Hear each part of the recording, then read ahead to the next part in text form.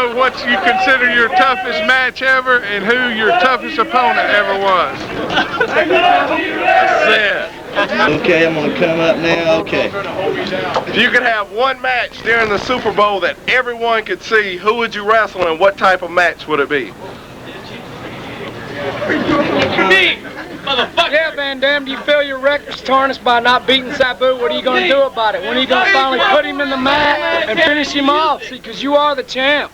Oh, my knee! I like Rob Van Dam! ECW! 2, 1.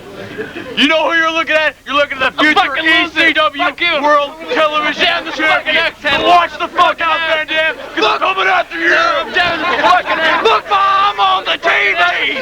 Look at me! I'm doing stuff! Hey, I'm on.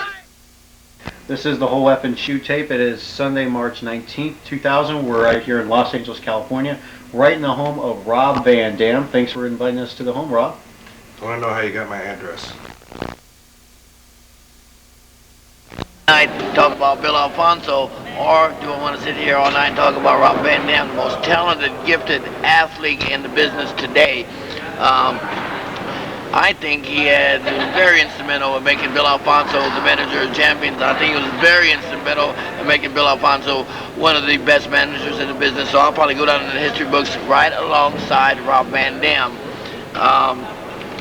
When you talk about the Hulk Hogan's and the Ric Flairs and the Dusty Rhodes, you can put them all together, and what pops out is Rob Van Dam. He's got more flamboyance, more charisma, more talent, more raw energy than any one of them put together. I remember, like, a lot of times when I walked through the curtains of WrestleMania 9 with Hulk Hogan, and he was doing that, the people came unglued, and it was Rob Van Dam walks to the curtains anywhere in the country, and people do that. So, you know what I mean? Van Dam is one of the toughest guys, the most agile, the most athletic, the most, he's got it all. This kid is just unbelievable, and I'm so happy and so glad to be associated with him, because I've made nothing but big checks like that, and been on every pay-per-view in ECW with him.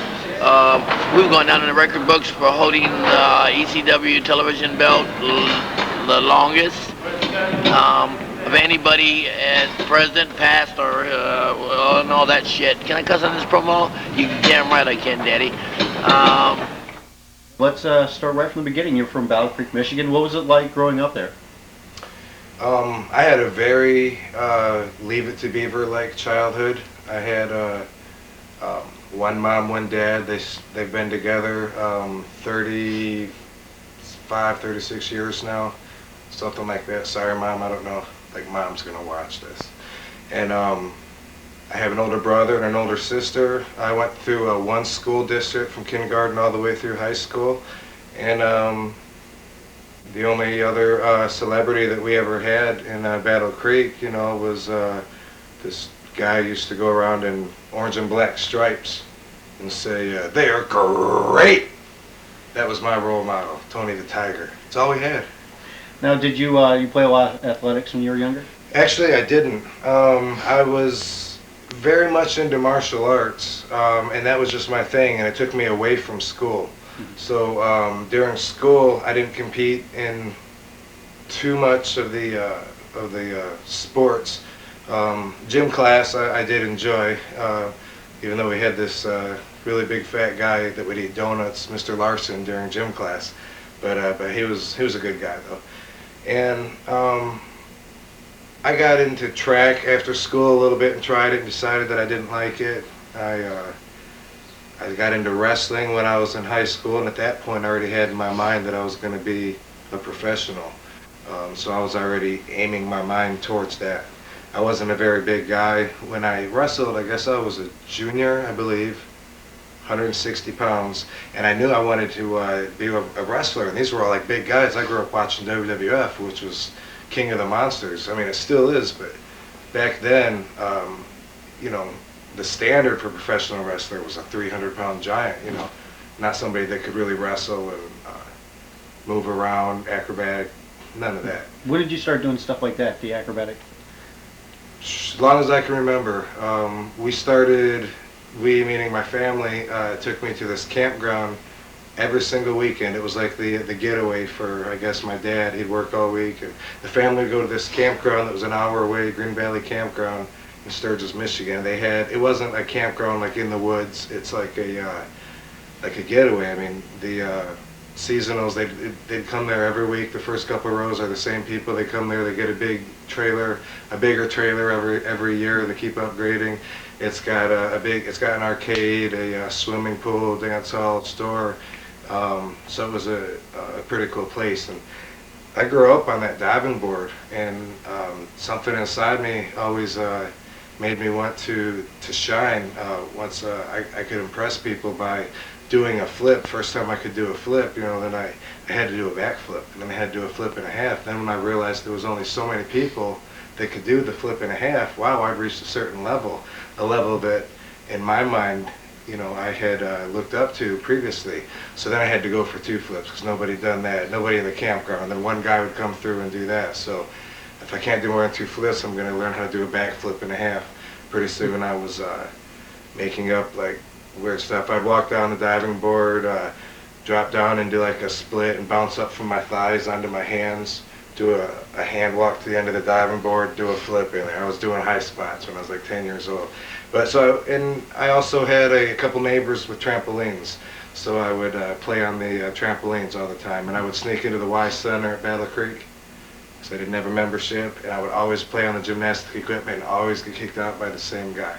Every time he'd say, "I'm sick of kicking you out of here." He said, "You got to have a supervision to be in this part of the Y and to be on the equipment." Okay, sorry, I didn't know. I'd leave, I'd come back, and so I was sneaking in my training on my own as far as the acrobatics go, and I just kept that ability. I would show off. My friends and I would do, because I had like at least one friend, Dango Nguyen, who is on the independent scene in Georgia right now. And he was like my best friend competition. We were always trying to one-up each other. We'd do backflips at the mall, try to, very inappropriate places. And man, we're going to do this forever just because we can, and I'm not going to do backflip right now. I've heard a story that you did a backflip off the roof of your high school. That's very true. That's probably the one thing that I get remembered for at Penfield High School, is for doing a backflip, because it was pretty far up there. And my friend had done one off the top of the bleachers that was pushed in.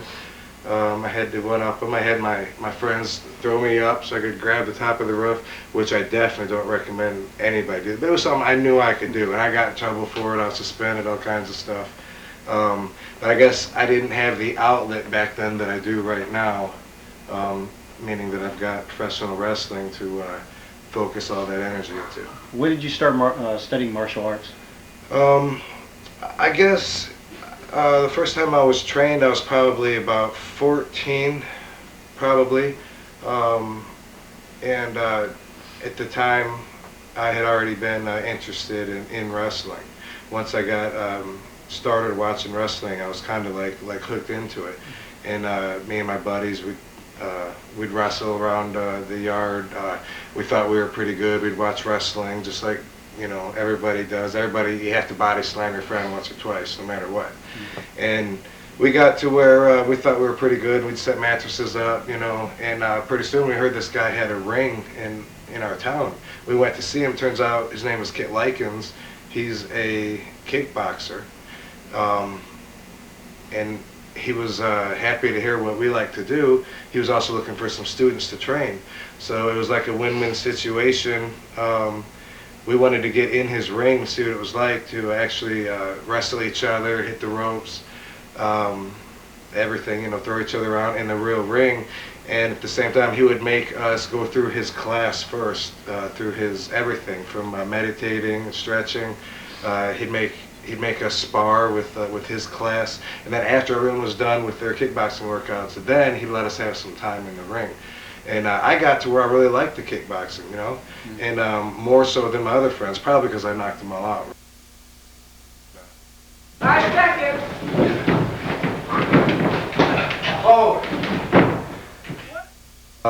With the wrestling, like I said, I joined it in high school, but the reason I didn't stick with it in high school was because I already was focused on trying to gain as much weight as I could. I was a small guy, 160 pounds. That's not big by wrestling standards. although it doesn't keep you from a job nowadays. But I was just a kid in school, and the whole focus of the wrestling team, they were so serious, and they were very successful in Michigan, but it was to lose as much weight as possible. And that was what everybody did. Every wrestler would wear 4 or 5 sweatshirts. They were running all day. They would do laps and laps and laps, starving themselves, making themselves throw up, not eating, trying to drop weight for the match. And that was just ridiculous to me. And then I noticed that the wrestlers with the best reputation for being the most successful, the best wrestlers were little skinny, wiry guys. And I figured, and I was studying a lot of health and nutrition in high school because that was something that really drew me in.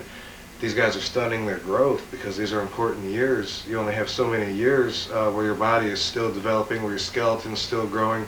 Me wanting to put on as much size as I could, I definitely didn't want to work against that. And it's true now, the wrestlers in school, they do that, take that too seriously, to where they impair their health. It's something that I definitely stand behind, is that kids should not be depriving themselves of nutrients. It's something so important to their body at that time. You can't get those growing years back. After you start getting into your 20s, and at that time I'd been lifting for a couple of years, and all the guys in the gym were telling me, yeah, you're lucky, the older guys, because you're still growing, meaning they had stopped, and they were just working on pumping up as much as they could. Their skeleton was there. By the way, the guys that were good in high school wrestling are still short, small guys right now, so I hope it was worth it to them.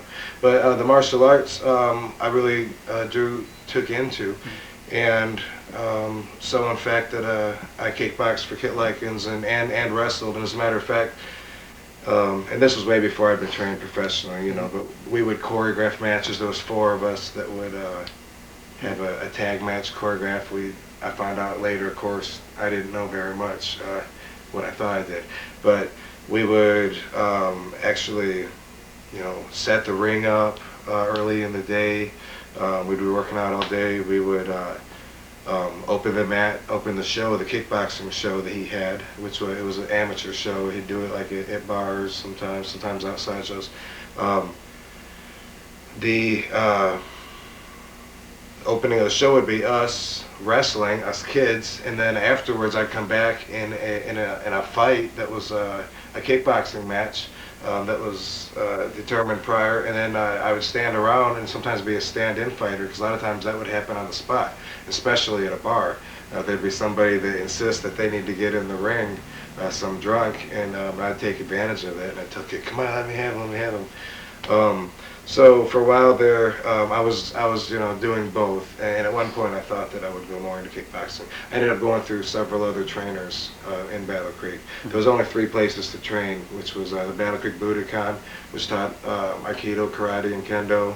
There was the Kellogg Community College. There was a lady that taught Tung Sudo down there. I had a buddy that trained down there that I eventually went to work out with him.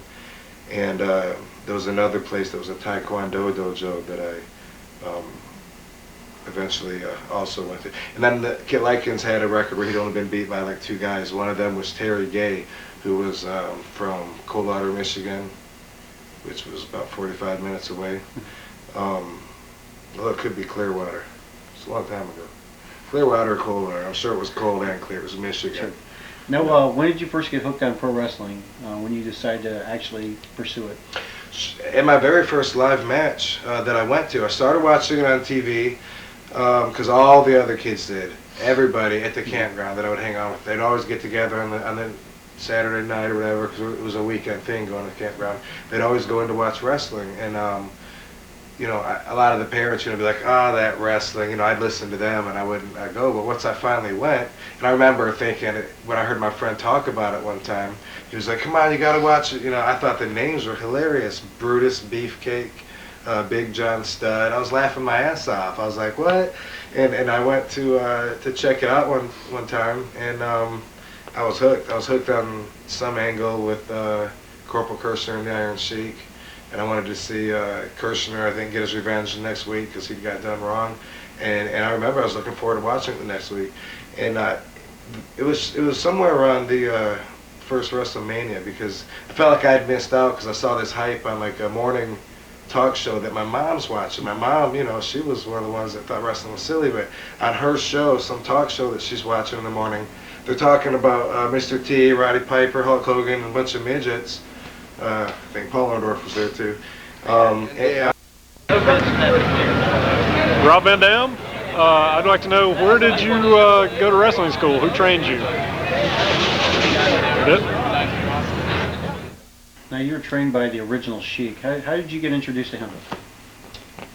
This was 1 week before my 19th birthday. That was a goal that I'd set for myself. I graduated high school when I was 18, not because I got held back, but because I was born in December. And it was a goal of mine to start my career when I was still 18 because, you know, my dad was really pushing college on me, which of course is a good thing. My argument was, but if I go to a wrestling school, that's a college per se. It's a trade school. I'm going to pay tuition, learn a skill, a trade that I would use as a career. And of course, you know, I didn't have any real advantages pushing me to make it look really good for me, except for that I really believed in myself. And so my dad supported it. And the summer after I graduated high school in '89, I did a lot of research on wrestling schools, correspondence. There was actually an ad in a wrestling magazine that said for $5, send a self-addressed stamped envelope or some shit, and you get a list of a bunch of wrestling schools. And it had like 40 schools in the United States. It had Japan, Mexico, all kinds of stuff in it. Turned out to be very useful. I wrote to a whole bunch of them. I remember talking to someone at Larry Sharp's gym in New Jersey on the phone because he'd written me back with a package. And I could hear people taking bumps on the mat in the background when I was talking to them. I was, yeah, you know, I was psyched.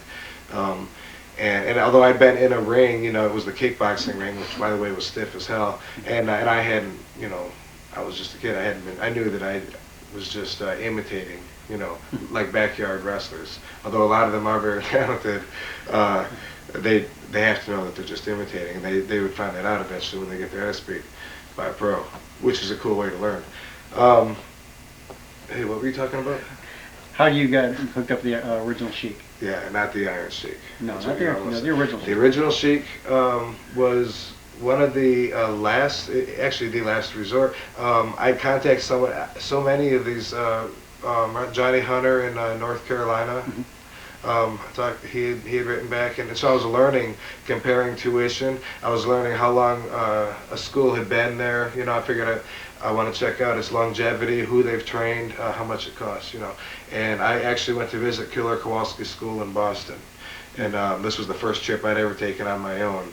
I was very naive, but I saved up, bought a plane ticket, and Kowalski was cool as hell. He picked me up at the airport, drove me to the hotel, picked me up there.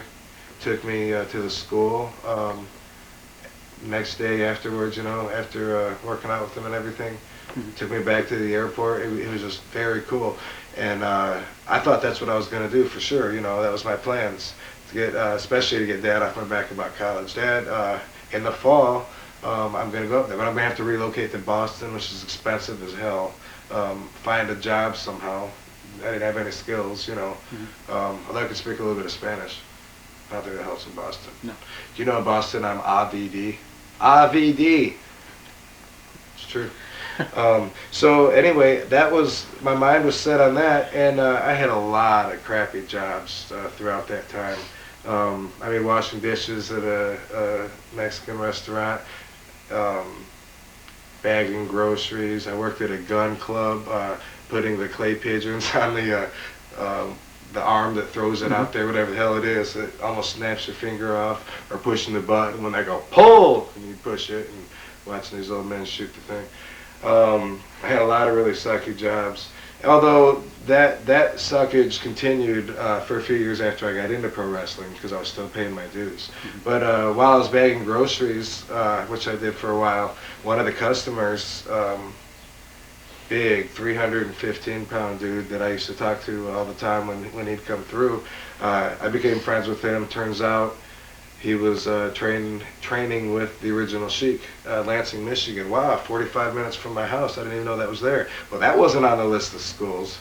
It wasn't complete, that list I got. I want my $5 back, by the way.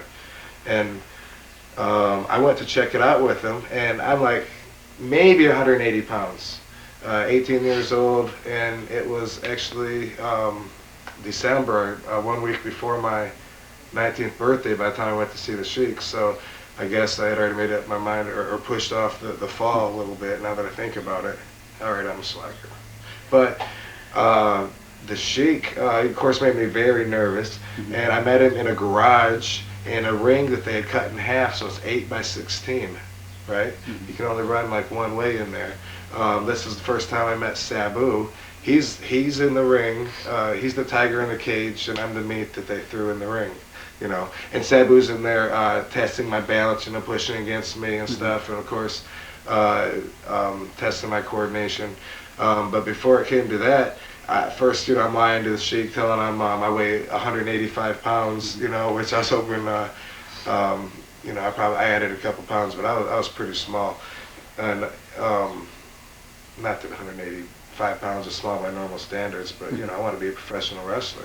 Sure. And my friend, he's like 315 pounds, you know, but I had been a kickboxer and I'd been training at all these different dojos, and I competed in some tournaments too. I entered some martial arts, some karate tournaments, some point tournaments, which I found out wasn't my thing. I was in 3 or 4 of them, and I get disqualified for hitting too hard because I was used to blasting from kickboxing, which Taekwondo ended up being my favorite martial art because of that, because it was the stiffest as far as just their practice of training. And in karate, you got to hit hard enough in some karate to have control, to not hurt them. In Taekwondo, you got to hit hard enough to make it believable, and you can kick to the head, so it was great. Because I know some martial arts fans want to hear some stuff about that.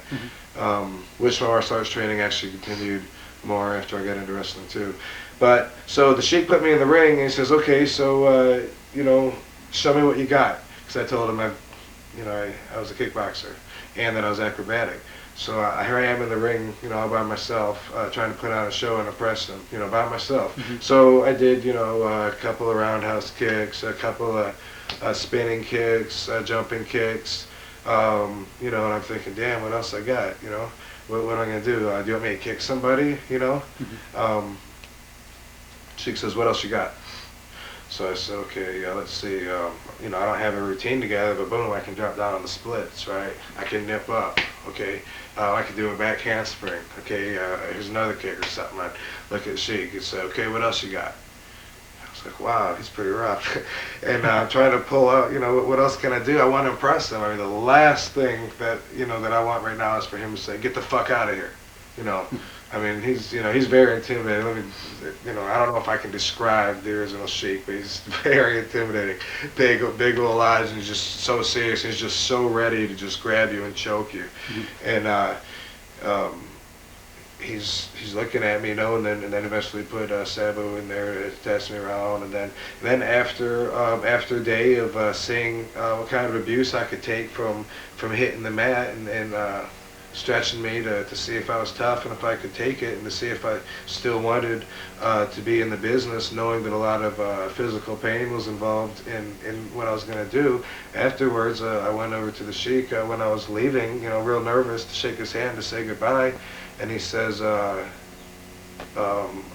see you next week. Bring me some fucking money. That was also during this time, you also did a Tough Man contest in Kalamazoo, I think, right? Yeah, very shortly after. As a matter of fact, I was afraid to tell the Sheik about it. I thought it might be conflicting with something, and I didn't want to get choked out over it.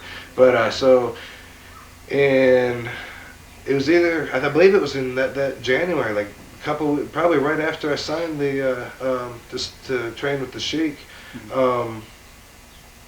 Tough Man contest was advertised all over the radio, posters everywhere. It was like really pumped up. You know, it was a big thing in Battle Creek. Not that big of a town, you know, but not that small, but something, you know, it's definitely the whole town would be excited about. All over the radio with Rocky's music. I had to go check it out, you know. And keep in mind also, at this point, you know, I'd already been done in high school, and I had built up a reputation for being a punk. I was at that time, you know. I wasn't necessarily a respectable, traditional martial artist. I didn't stick with a single style to learn all the honorable traditions and go through the rankings of the belts. My favorite part was sparring afterwards and stuff. And this would carry over to my life outside. Me and my friend, sorry Django, but we weren't getting any girls. We would go out and we'd try and get in fights. And that was what we try and do. And we would find fights. Thank God I didn't find nearly as many as we looked for, because we put ourselves in some real bad situations. But of course, a lot of times we did. And our school and other schools would do silly stuff because the football teams, whatever. And we were the on hand.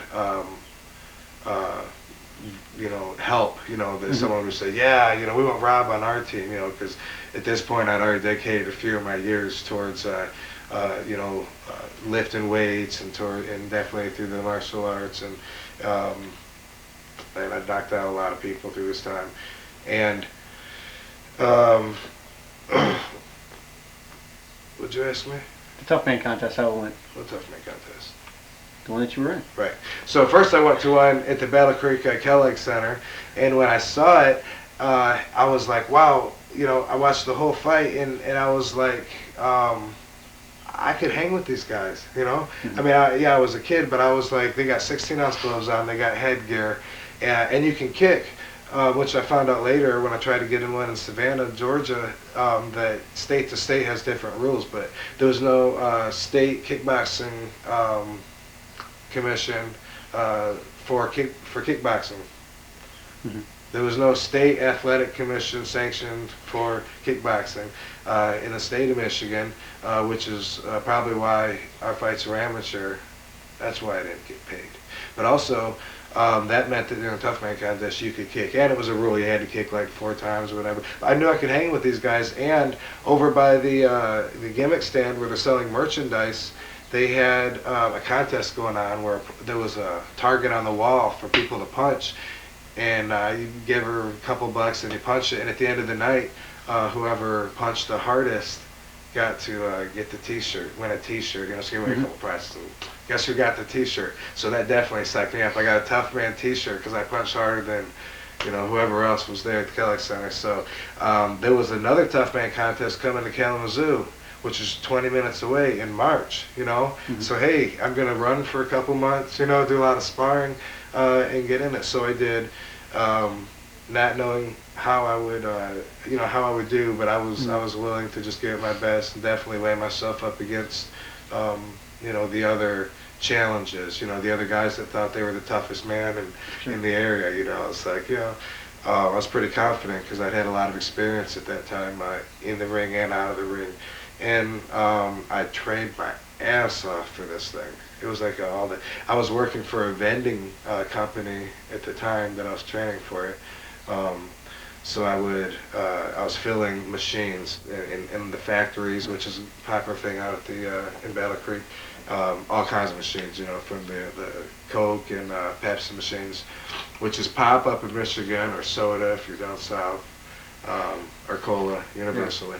I don't know about the whole universe, but anyway, and at the time I was working from I had to get up at 4:30 in the morning and go to work. I'd work till 6 at night, and then I'd go and I'd run my ass off for miles. And I had a ring that I built because I'd already had several rings in my yard at that time, because one, Kit Likens kept his ring in my yard for a long time while he went off and was gone for a while.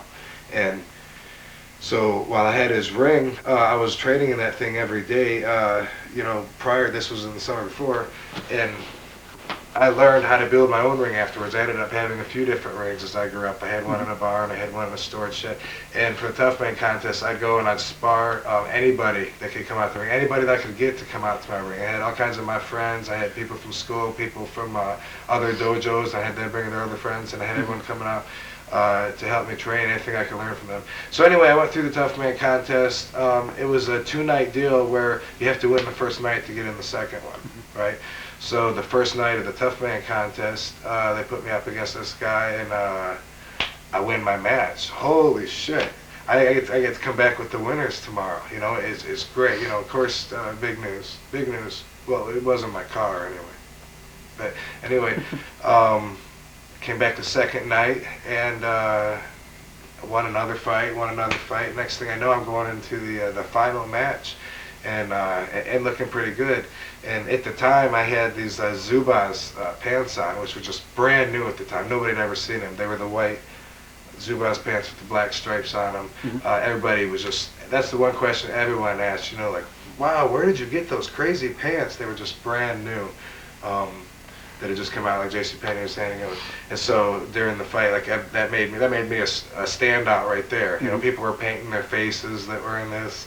There were some people going out there screaming and all kinds of stuff. There was sometimes buddies would get partnered up, you know, and they would do like, it was funny, but definitely everybody was up there tough. The guy I'm going up against now, which, by the way, I didn't want to make the heavyweights. I was 190 pounds, and the cutoff was like, I think, 165 for lightweights and heavyweights. So I was put in with the really big guys, which I totally didn't want. And this guy's like 400 pounds that I'm gonna be fighting. Well, he was 350, every bit of it too.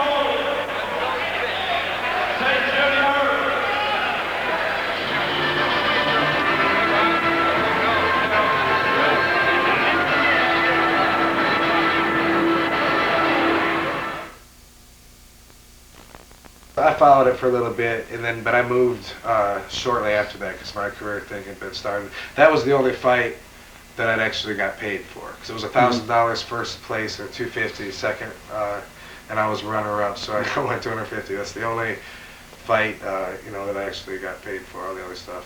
Although I did do some money fights where Gary Bosk never showed up.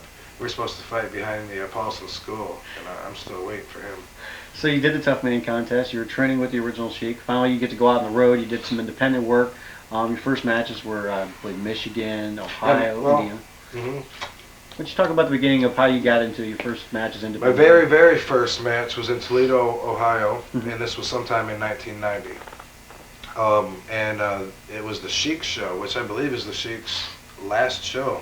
To the best of my knowledge, he's never run anything since then, and I keep in touch with him. I think it was his last show, and he had like everything. He had an 8-man midget match in the cage, midget Ninja Turtles in a cage. He had Ken Patera and Abdullah the Butcher were some of the stars on that card, which was great because out back, Abdullah the Butcher was trying to teach me how to choke people and stuff, and we're sitting in these wooden chairs outside, and my first time, not at a show. I'd done a run-in, I think, before that. Okay. But this is my first match. He's showing me, and he's Abdullah the Butcher, but while he's doing this, he leans over. His chair completely just explodes. I mean, it just flattened right out. He took a bump, and I was laughing. I thought it was great, but at the same time, I didn't want him to choke me out, because I didn't know how he was going to react. He didn't seem to think it was very funny at all. So my smile went away really quick. But he also had Fred Curry on there. Or was it Bill Curry? Fred, I believe, is the son. That's who who wrestled Sabu that night. And his son is now getting into wrestling. He's training at the Funking Dojo. Okay. Funking Dojo, whatever it's called. Observatory. Right. So you. Oh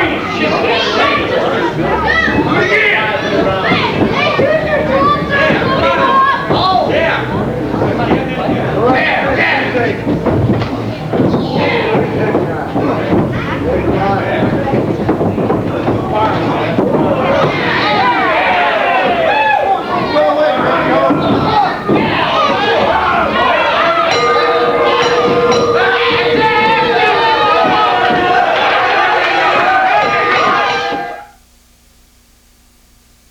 So you did the independence, you're doing that early. Finally, you get to go to the USWA. Right. What was that like? Because you were only there for a couple months, I believe. Right. This would have been like in 1991. So I'd had like 1 full year of being in the business, and I'd had about 12 matches at the time.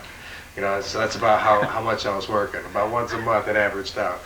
But I was still, training too in between, of course, with the Sheik and with Sabu, and.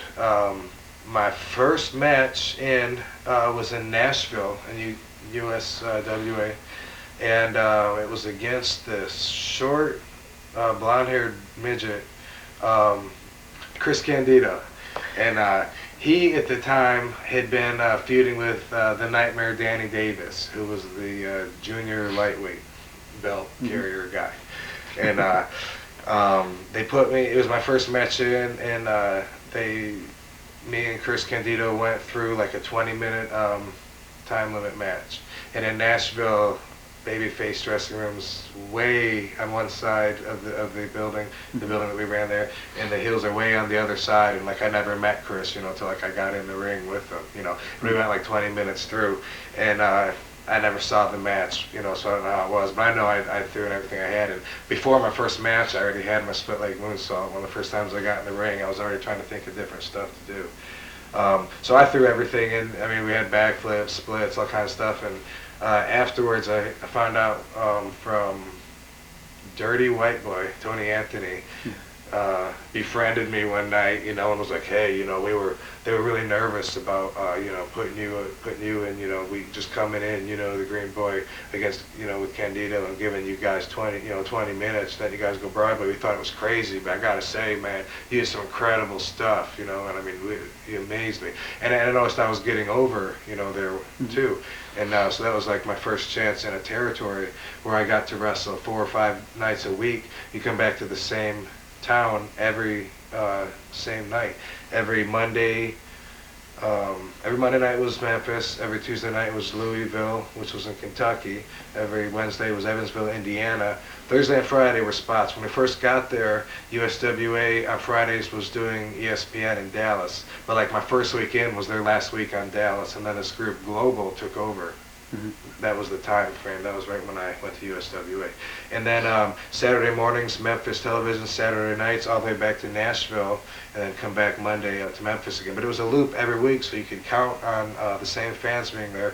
First time for me to get involved in any kind of storyline where the fans have seen me before when I come to the building, and first time to start having pictures on the merchandise table where you know, hey, people want to buy pictures of me. Wow, no shit.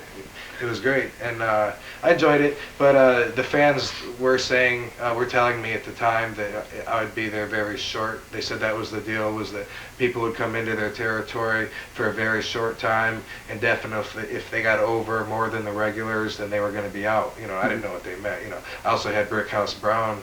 He came to our room one day and totally smartened us up about all kinds of stuff that came out later, all kinds of stuff that came out in the infamous scandals of several years ago, and he was telling us the way it was up in New York at that time, and the way it was there in Memphis, what to expect, and I don't know why he did that, but that's something I'll probably always remember, and I'm sure he doesn't remember it. But he told us all kinds of stuff that like through the next few years was coming out, and it was like, wow, I felt like I was in. So the regulars there were Jeff Jarrett, his daddy, of course, ran the territory, Robert Fuller, his partner, Nightmare Danny Davis, the junior heavyweight champion who I ended up feuding with. Sorry, Chris, I didn't mean to knock you out of a job. And who were the heels that they were running against? It was Sabu and Judge Dredd came in as to fight. Oh, Tom Pritchard and Dirty White Boy Tony Anthony. Those were the regulars that were there. Everybody else, they said, would just come in for a few weeks and leave. You know, which did happen eventually. I was only there for a few weeks, but definitely a good time for me. Good experience. And after there, I went back home and just couldn't wait to get back out on the road again. And then you went to South Atlantic, I believe, right? Yeah, because while I was in USWA, I had met Ron Slinker. His stepson at the time, Tex Schlesinger, was wrestling for USWA. And while he was there, and Bill Dundee, one of the other regulars, I don't know why I got a smile when I think of Bill Dundee, but Bill Dundee wrestled against Ron Slinker one night. He was in there doing judo throws and stuff on him, and Ron Slinker approached me afterwards. And he was just like, he told me I had a lot of talent, and you know, so I always, from early in my career, I always had that pumped into my head that I was a standout. I always have. My first couple matches, even though the locals had been wrestling 10 years, and it was my first couple matches, I'd have fans come up and say that they enjoyed my match the best. I was like, I was the best of the whole night. You know, what about these other guys? And I found it was because, well, they like what I like. I like seeing like flips and, you know, exciting stuff like that. So so that's what I'm doing, and to the fans that like that, then yeah, they're being sincere and honest when they say they appreciated me. Ron Slinker was the first one to say, kid, he goes, you're going to be a superstar. He goes, you've got what it takes. He said, I might be wrong about you, but I don't think so. He goes, I got this feeling. He goes, I had the same feeling about Ricky Steamboat. I had the same feeling about, who else did he say? I think he said Randy Savage. He was a Florida guy, Ron Slinker, you know. And he said the same thing about Kurt Hennig. And he said he just had this feeling, you know. He goes, I might be wrong about you, but I think you're gonna make it. And so Ron was the one he wanted to push me. You know, he's going to be opening up this federation down in Florida, right? Well, great, I'll come on down. Well, you know, give me some time. It's not ready yet. You know, we're starting to set up. I'm like, dude, I'm up here in Michigan, wrestling once a month if I'm lucky, you know, hook me up. And I'm on the phone with him once I got his number. You know, I went out of Michigan, it's cold, it's snowing up here. I want to get out on the road. You know, I definitely had that in me. He says, okay, I got this, I got a friend of mine, Manny Fernandez in South Carolina, give him a call, he's got this, something going on there. So I said, okay, boom, I head to South Carolina. Actually, first I sent pictures and stuff, and I got a response from a promoter of Manny Fernandez. He had a team of promoters of bookers that would book the towns. and it was Greg Price, who got my picture. So when I went there, that was when I met Greg, which was in whatever the hell year that was, 91 still. Well, and Manny Fernandez had a booking. He had 4 shows a week. All around the Carolinas and stuff. This was going to be great because Memphis was that. I'd have 2,000 people in Louisville Gardens I'd be wrestling in front of. Memphis, close to that, at least 1,500. We had some really good crowds and TV every week, so it was really hot, So here I was excited to go and check out like a different part of the country and have that same thing. And when I first walked into the South Atlantic show, I knew I was meeting them at this armory, right? I got the addresses. When I got to the building, I walked in this building. The armory's not much bigger than my living room. It's got the ring set up and 2 rows of chairs on each side. And I felt my heart drop. Boom. I was like, oh my God. Because for me, this was the roughest trip I'd ever taken. I had driven all the way up from Michigan and hadn't slept, drove straight through, had my car break down on the way, all kinds of shit happened. I was so stressed out and tired. I get there, and I'm going to wrestle this Ricky Nelson that night. And they didn't even fill up the 2 rows of chairs. And Ricky, he's a old-timer Southern boy that, that thinks, hey, all that flipping and stuff doesn't mean nothing unless you just save it for the end. Then, when you do the kick, then it means something. Or then, when you do the flip, then it means something. It doesn't mean anything if you're doing flips and kicks the whole match. So I'm like, you're kidding me, And I'm like, serious contrast. I'm like, oh my God. I mean, I had a broken heart, at first. But so, which is Rip Rogers too, When same thing, No, you do all that stuff, it doesn't mean anything, Which is why, of course, everybody wants to buy a ticket to see Rip. I toughed it out for about 2 weeks at South Atlantic, because I realized they were just starting going, but then I realized they booked some buildings that, like, people weren't even there, didn't even know about the show. It was my first experience with that. Some of the other guys that were on the cards at the time were, there was Tommy Angel, who let me stay with him at his house for a while. Him and, the guy was Jeff Husker at the time, now he's Gino. Can't think of Gino's last name. But he was a shoot fighter. Sorry, Gino, but he's gonna watch this tape. Him and my mom, they're not gonna watch this. No way. But Chris Chavez was the superstar, and Vince Torelli. They were the main eventers, and Manny Fernandez. Vince Torelli is Ken Shamrock. That was what he wrestled at that time. And I knew then, when I watched Vince, I was like, the guy was so buff. He had a reputation for like winning the last 5 Tough Man contests in a row. He jacked Manny up one time in the dressing room, and Manny had a reputation for being a badass, So I knew, that he was a badass. But plus, he was in great shape. He could jump really high, and all kinds of stuff. And who else did we? That might have been about. We had some Germans and stuff that still wrestle independents. I stayed a little over 2 weeks, and then I found out that some of the shows were I wasn't even booked on, and these other guys were locals. I come from out of town, and they're, and I was getting $50 a night, and which definitely isn't bad for your first year of wrestling, but it was hard to survive off of that when I'm not even booked every night, So anyway, I ended up leaving, going back up to Michigan, saying, Ron, it didn't work out, whatever. I'm coming down by. I went down to Florida and had $100 in my pocket. My Mustang was held together with coat hangers. Had 19 points on my driving record. Totally no insurance. The car wasn't registered, and that was part of paying my dues. Was driving that down to Florida and continuing to drive that the whole time I lived in Florida, and then even when I moved up to Augusta, which was later on. So I went to Florida and I helped him, Ron Slinker, set up the ICWA at the world famous Tampa Sportatorium, which was a lot better environment than the South Atlantic as far as we had 300 people, but it was like a little. Like a pit. It was it was the first time I'd seen an actual bar at ringside where the fans could just buy their beer. Actually right beside the ring, there's a wall there, and then there's a couple sets of bleachers back there stuffed with people. But so I helped him over. I mean, I'm talking about we painted the bleachers, hung the sign up on the roof, because I moved down there early. I'd only seen him once before. So I didn't even really remember what he looked like. He was a bald guy. But, you know, I was on the phone with him, so I got it. I didn't even know when I got out of my car, when I finally made it to his place, you know, and I was like, oh my God, who's this big guy, you know, and he was like, you know, and he was like, hey, you made it, and I was like, okay, that must be him. So I totally didn't know him, but I was paying my dues, so I stayed in his apartment, and there was him and his wife, who didn't get along. They each had a kid. She had Tex, who took up, you know, more space than most people, and her son and then his daughter stay there sometimes. They had these little dogs that run. I'm sleeping like on their living room floor, and things got, you know, were pretty hectic. That was part of paying my dues. And then when we opened up, we were running like every Thursday night.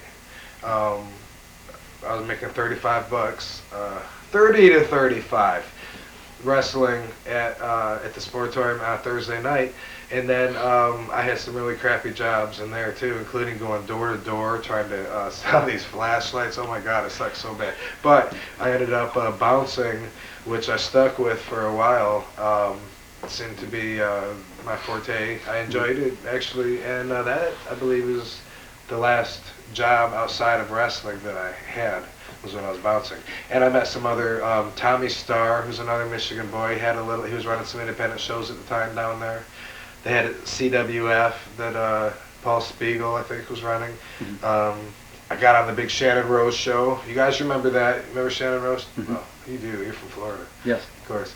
But anyway, I was like trying to be seen. You know, I'd come all the way, so I had heat as soon as I got in there, because I was a prima donna that thought he was too good to, you know, because I was getting a push, and Jimmy Backlund and who else was on there? Well, actually, the tag team that was on top at the time was Al Green and Mark. He's Johnny Ace's brother and the Road Warriors brother. Oh, okay. But I'm not sure what he actually wrestles as now. But they were the Wrecking Crew, and Pat Tanaka was there for a while during this, and some guys, you know, would come and go. There'd be actually, you know, I mean, Kevin Sullivan would come and go. There were certain guys that would come, you know, once a month that weren't there every week. But Florida, you know, was happening. Everybody would come through there. But I had heat with the local guys, because they had been for 10 years. They'd never won a match, and they'd been carrying bags and blowing, you know, people, whatever they did for their jobs. So I had this heat, you know, for coming in and with the push from the promoter, you know, and staying with them and stuff. And but you know, I overcome that because I kept my attitude of being a prima donna and lived up to the reputation that I thought I deserved, I guess. But Ron Slinker was the first one to say, and this was in 1991. He was the first one to say, okay, you're Rob Van Dam.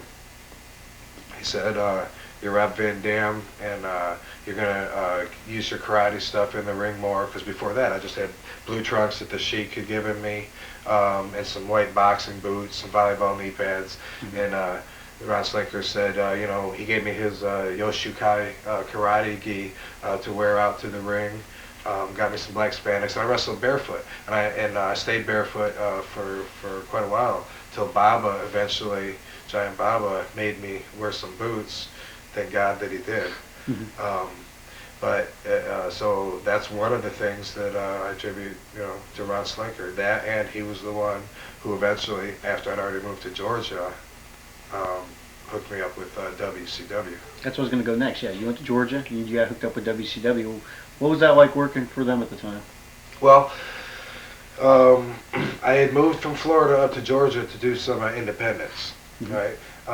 When I was leaving in Florida was mostly the IWF at that time, because I had gone to work for Eddie Mansfield. I was wrestling for pretty much everybody, but Eddie Mansfield, he had a $50 payday, and he had television, and he had Universal Studios. We would film our television there, and I would have 5 matches a day, to do 5 weeks worth of TV for a day. You'd have to wait around all night to get that $50.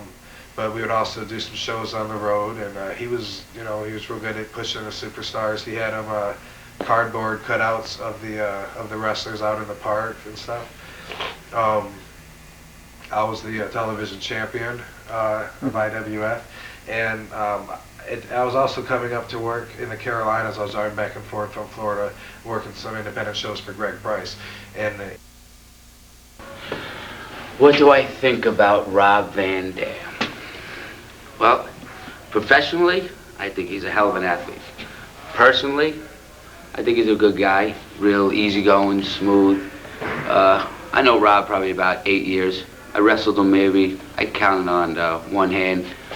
But being in the ring with Rob Van Dam could be dangerous at times. You know, he's he's always kicking, he's always moving, he's never in one place.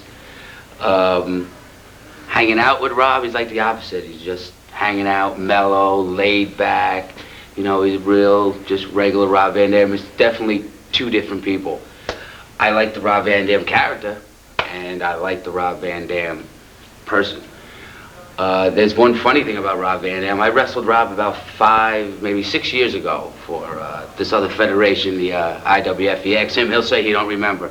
But I know he does remember deep down.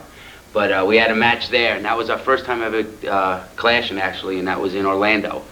And I haven't seen him for a while, and then we hooked up again here in the ECW. And that's it. We became friends, and, you know, business, enemies, friends here and there personally. But Rob Van Dam, I have a ton of respect for him, and he's a great athlete. And that's it. I went in WCW knowing that Bill Watts, who was the promoter, was a friend of Ron Slinker's. Had my Underdog Challenge match, which was at Center Stage, which is where they filmed their TV every week at the time, every 2 weeks, however the hell often we did it. But I went in there and I just did my stuff. I showed, you know, this is what I have. You know, Ron Slinker was right there watching. Pretty sure Tex had a match then too, but not sure about that. But I run into him everywhere that every territory I worked. Turns out Bill Watts likes me. He doesn't want me to use the name Rob Van Dam. You know, I'm like, hey, but I spent so much time building this name. I've been put so much effort into building this name, and really, I mean, it hadn't been that long at all. Maybe I've been Rob Van Dam a year or something. Well, this was in '92 now that I had the Underdog Challenge match. But so, you know, after arguing with him, you know, he won, believe it or not. But he was the boss, and to come up with something else. So Ron Slinker was the one, you know, that said, I got it, Robbie V, you know, which, gee, what do you think the V stands for, right? But turns out Bill Watts likes me, and he knows that I'm committed to do a tour for Giant Baba in February. He knows that, and he's okay with that, even though the WCW guys only work for New Japan. I don't have any commitment with Baba other than this one tour, and it's a tour that got hooked up because of Brady Boone, who was wrestling for Eddie Mansfield the same time I was. Brady Boone was like, hey Rob, you ever gone to Japan? I'm like, no. He goes, well, you ever thought of going? And I'm like, I'd love to go, what do I do?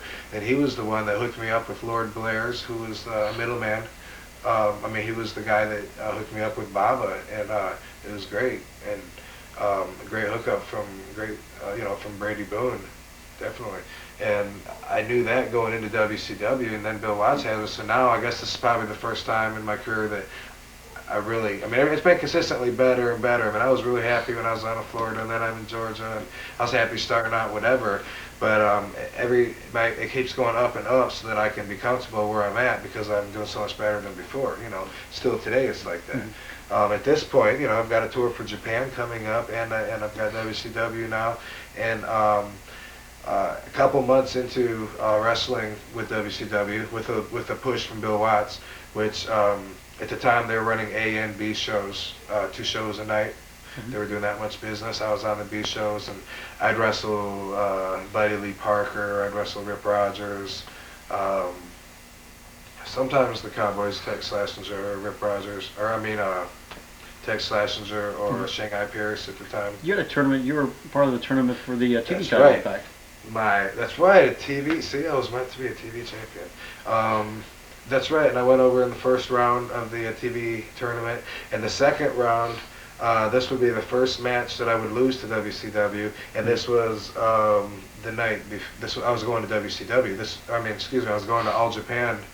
This is going to be the last night before I leave. That I'd be able to work, you know. So yeah, I did a job on the way out. I would have done anything anyway. I was happy to have whatever I had, but okay, sure, that's the way it's going to go. So I get beat by this big goofy guy. Now, Vinny Vegas.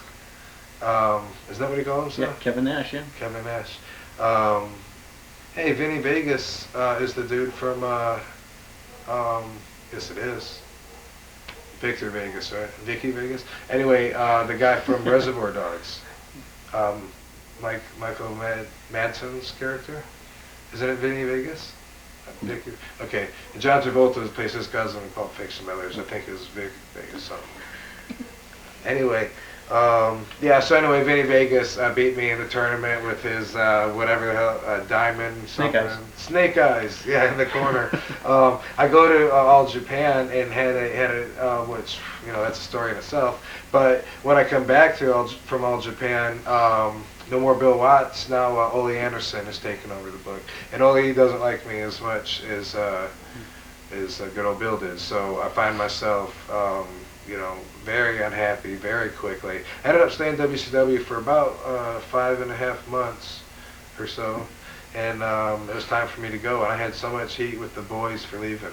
You know, do you know how many of the wrestlers would love to have your position? You're on TV, you got a steady job, you're working every week. You're gonna quit for what? Independence? You know, and I knew Japan liked me, but I knew that when I came back that I wasn't gonna have a full-time job in Japan because it's another world over there. Did you like Japan? I did, but I never wanted a full-time job there.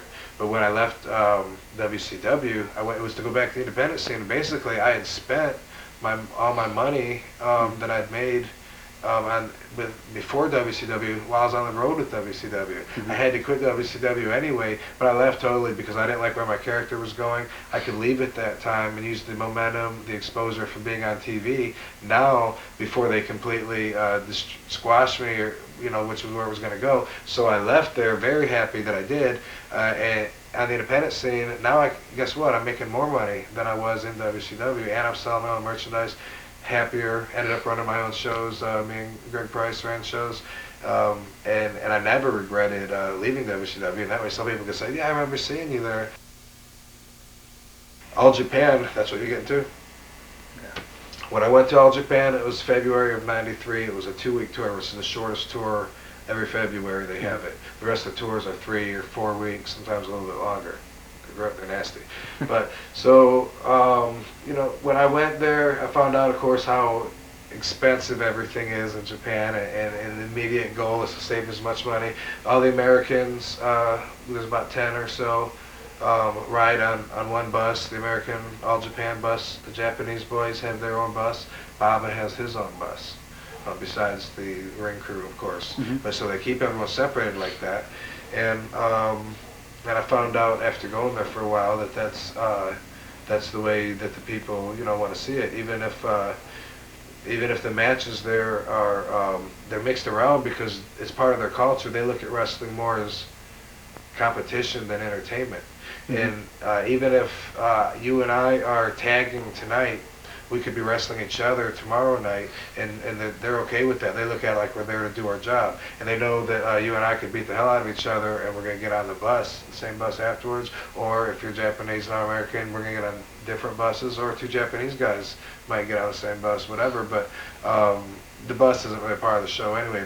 But the whole thinking with them, all the way from sumo wrestling to shoot fighting, martial arts, pro wrestling, it's all just accepted as a part of their culture, and they really support it. Also, I would learn that the magazines over there are bigger than their television. All Japan, being the #1 group, or arguably so with New Japan at the time, the 2 top groups had a time slot of 1:30 Sunday morning. A half-hour time slot at that. But the magazines, they hit the stands, they sell out quickly. It's hard to find the wrestling magazines over there. So that's quite backwards.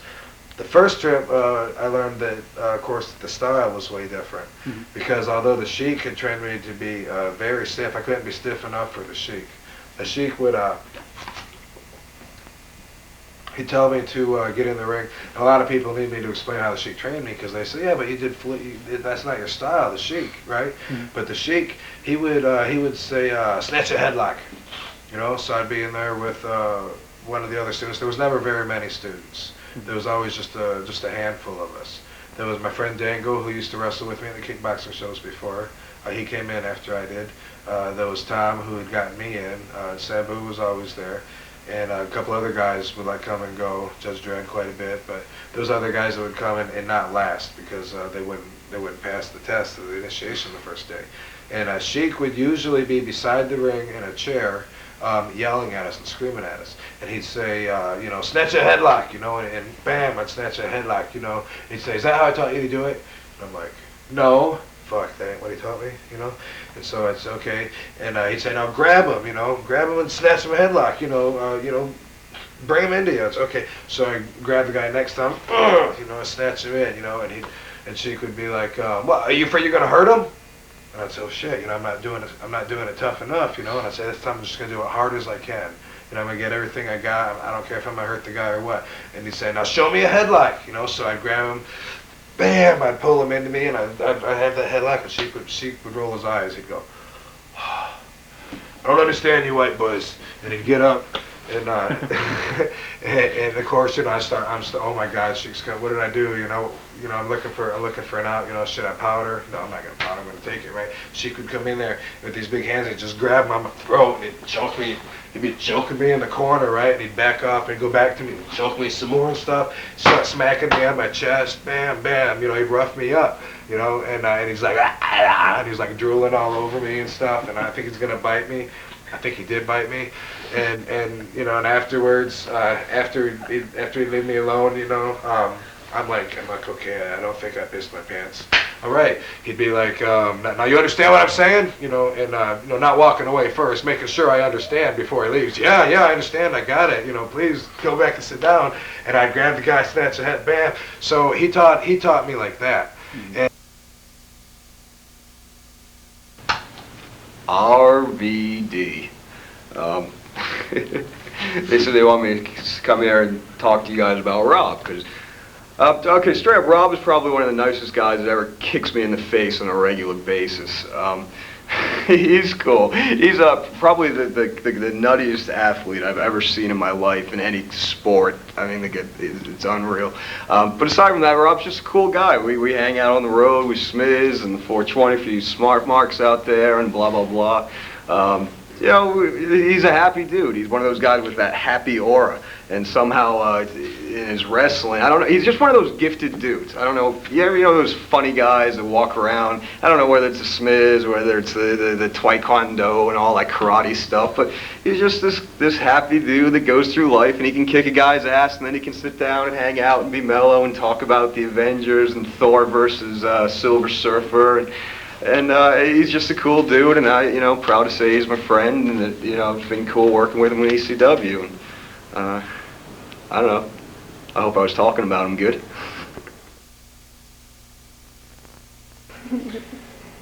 So the Sheik had trained me really stiff, and to just like really brutal, you know, be brutal, which was cool with me. Just like I mentioned with the martial arts, I preferred the hard banging style as opposed to the light touch. And found out though through that first year of wrestling the independents in Michigan and Ohio and stuff that not too many people were excited about working with the Sheik's boys because we were rough. We worked with Al Snow during that time period and we worked with his partner Machine Gun Mike Kelly, who was very influential in trying to get us to what he called Americanizing, like really lighten up. So when I got to Japan, it was like a whole nother level of stiffness. I would kick the Japanese wrestlers, and afterwards they would just about kick my teeth in. Wham! Especially Kawada.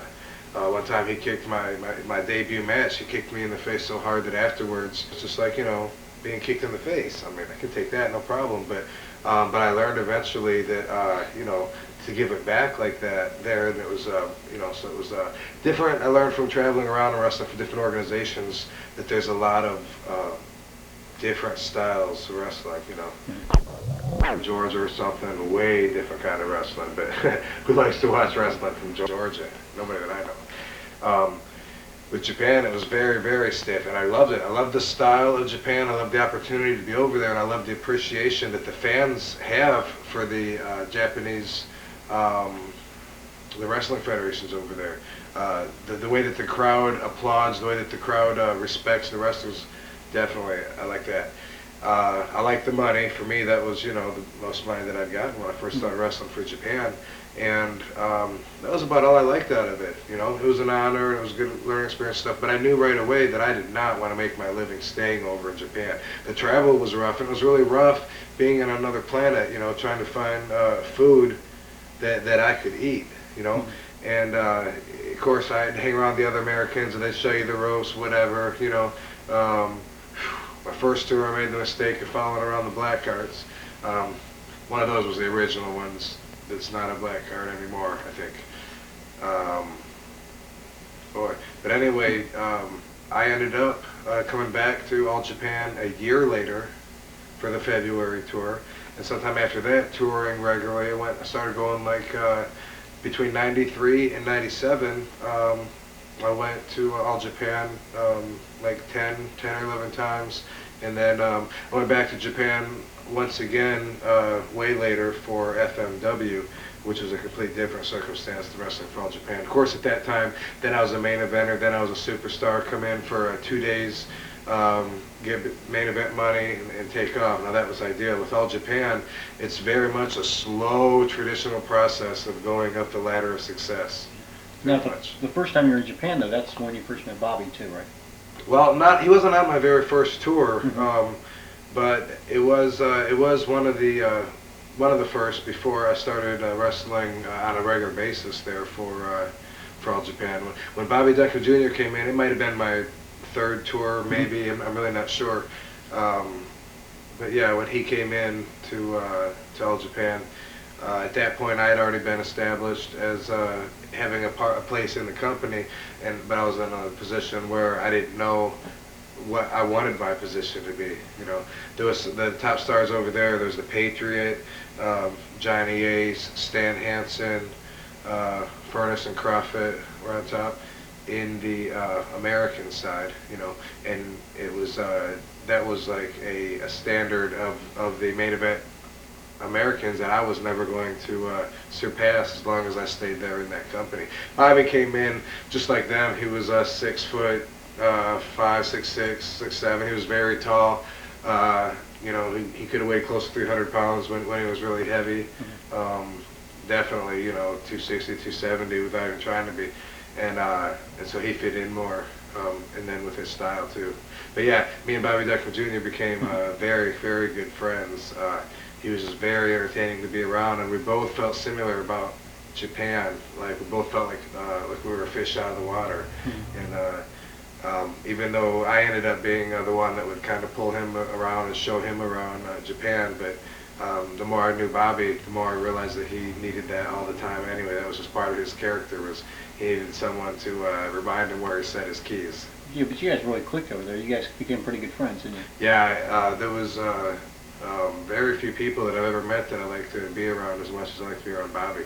And it was just like, you know, the group of Americans, there's like maybe sometimes only like about 8 of you on a bus, sometimes more like 12, but you're on the bus sometimes up to 10 hours a day on that same bus, and every day you're on that bus. I mean, you sit in a seat on that bus, that's your motel room for 4 weeks, is that seat.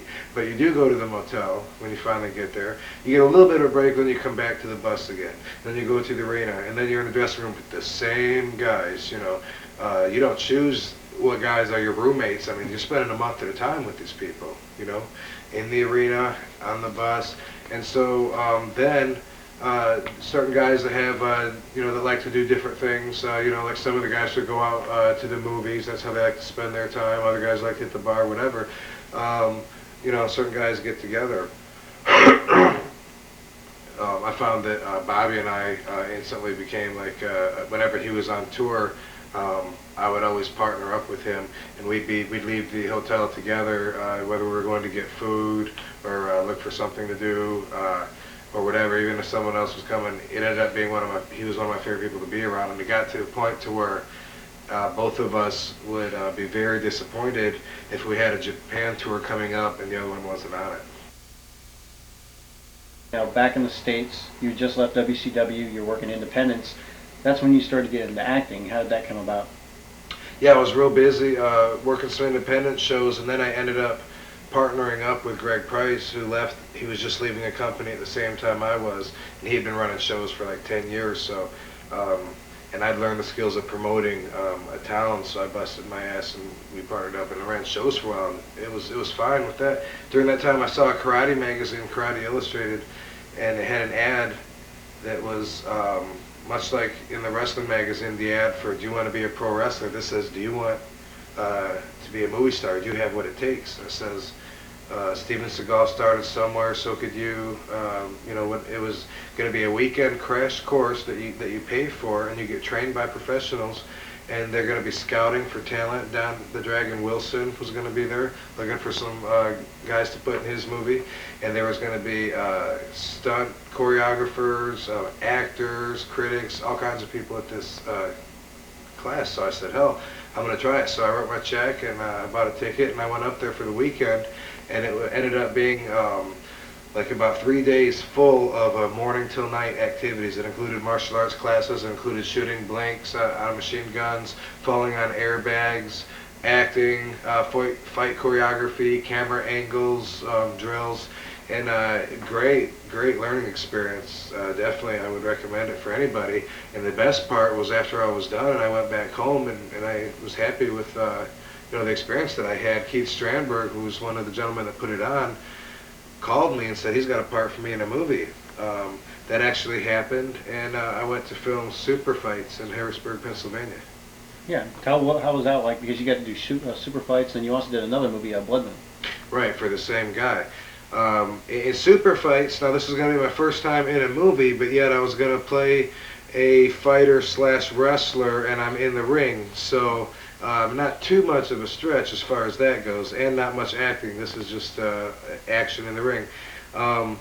What happened was when they wanted to shoot Super Fights, the date had got postponed a couple times, and to where I started feeling like I better go with a sure thing. I had this tour for Giant Baba, and so finally, you know, it's going to be later. Okay, hey Rob, it's going to be later. Okay, I'm available. Then finally, I said, look, I'm not going to be able to do it. I'm going to Japan, and I actually turned down the part for Super Fights and wrestled for Japan, and it was something I had a hard time making a decision with. I struggled with it, but when I came back, they were persistent in contacting me and even writing in a part for me. So the part that I did in Super Fights was kind of like thrown together.